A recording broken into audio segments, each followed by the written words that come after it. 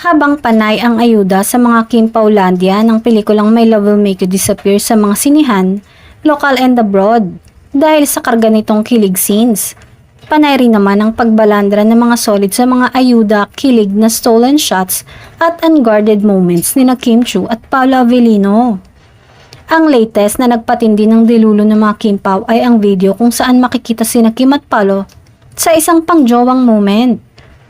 Ibinida ng Kim Pao fans ang ganap ni Kim at Paolo na tila nanonood ng isang eksena.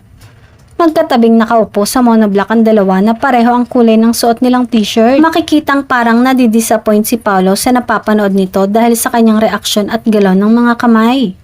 Base sa buka ng bibig ni Kim, parang ipinapaliwanag ni Kim ang sitwasyon sa kanilang pinapanood. Maya-maya, umangat ang kamay ni Kim at dumantay sa legs ni Paolo.